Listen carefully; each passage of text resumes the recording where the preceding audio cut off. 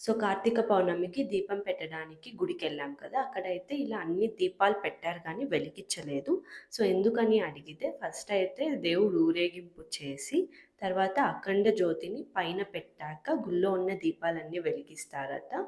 So, ఇలా steps ఎక్కి పైనైతే అఖండ జ్యోతి పెట్టేశారు. తర్వాత మేము దీపాలు కూడా వెలిగిచ్చాము.